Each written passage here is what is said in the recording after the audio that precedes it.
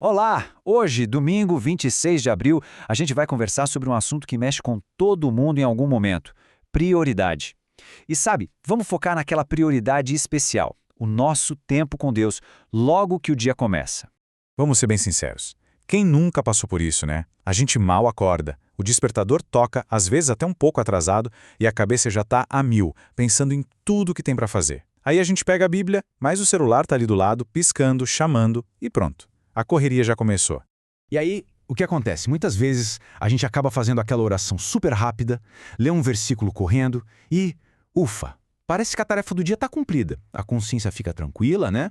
Mas será que o espírito foi alimentado de verdade? Fica aquela pulga atrás da orelha. Bom, vamos parar para pensar um pouco sobre isso. Essa citação aqui nossa, ela vai direto ao ponto. A questão não é só fazer por fazer, tipo um ritual, sabe? É sobre o que a gente tira daquilo. E uma leitura feita na correria, como o texto diz, traz um benefício muito pequeno. A gente acaba perdendo a chance de pensar numa palavra que podia mudar o nosso dia, ou de enxergar uma coisa nova ali, uma conexão que nunca tinha percebido. E olha só que interessante essa comparação. De um lado a gente tem a leitura apressada, o benefício é pequeno, a gente não vai a fundo. Do outro lado, o tempo dedicado. E aí o resultado é outro. A gente passa a conhecer a Deus de verdade e o nosso amor por Ele só cresce. A diferença é gigante, né? Beleza, então a gente já entendeu o porquê de dedicar tempo, isso é o mais importante. Mas a grande pergunta é, como é que a gente faz isso virar realidade? Como a gente sai daquela fase do eu deveria fazer isso, para a fase do eu estou fazendo? Bom, o material que estamos estudando nos dá um caminho bem claro para isso. E o caminho é este aqui, um plano de 3 passos bem práticos. O primeiro passo é pedir a Deus que coloque esse desejo no nosso coração. O segundo passo é entregar o nosso tempo a Ele. E o terceiro, que é fundamental, é buscar a Deus mesmo quando a gente não está com a menor vontade. Agora vamos ver cada um desses passos com mais calma. Então vamos lá, passo 1. O ponto de partida é pedir a Deus para a gente ter esse desejo de buscar a palavra dele. E isso significa confiar nas promessas que ele fez. Em Jeremias 29, versículo 13 está escrito: Buscar-me-eis e me achareis quando me buscardes de todo o vosso coração.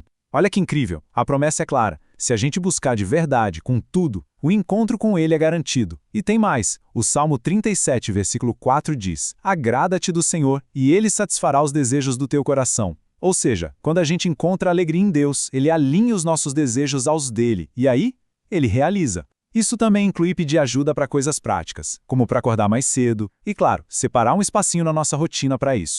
Vamos para o passo 2, entregar o nosso tempo a Deus. A gente sabe, a rotina é uma loucura, sempre tem alguma coisa urgente aparecendo. Mas o ponto principal aqui é a gente entender que nada, mas nada mesmo, se compara ao valor do tempo que passamos com o Senhor. E isso quer dizer encontrar um lugarzinho de paz para esse momento. Pode ser aquele cantinho do quarto antes de todo mundo acordar, ou quem sabe até os minutinhos dentro do carro antes de começar o trabalho. E esse versículo do Salmo 46, o versículo 10, resume perfeitamente a ideia. Aquietai-vos e sabei que eu sou Deus. Esse aquietar-se não é só ficar em silêncio, é uma decisão, sabe? De parar tudo, de calar as distrações de fora e até o barulho da nossa mente, para que a gente consiga ouvir e realmente conhecer a Deus. E chegamos no passo 3, buscar a Deus mesmo sem ter vontade.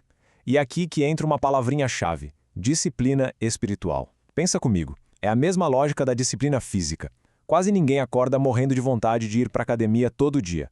Mas a gente vai porque sabe que faz bem para a saúde, certo? Com a saúde espiritual é a mesma coisa. Exige esforço. É aquela escolha de abrir a Bíblia ao invés de ligar a TV. É decidir orar quando a primeira reação seria reclamar.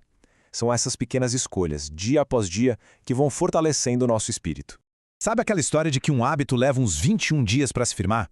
Pois é, pode parecer um desafio e tanto, mas a notícia boa, e o nosso material de estudo lembra bem disso, é que a gente não está nessa jornada por conta própria. É com a ajuda do Espírito Santo que a gente consegue perseverar. E aí o que era um esforço vira um hábito, algo sólido na nossa vida. E é super importante a gente não perder de vista o porquê de tudo isso. O objetivo final não é só dar um check numa lista de tarefas, sabe? Não é só ler por ler. O objetivo é algo muito mais profundo. É permanecer. É como cultivar uma conexão que não se desliga, uma conexão vital com a fonte de toda a vida. E para a gente fechar, o estudo nos convida a uma reflexão bem poderosa.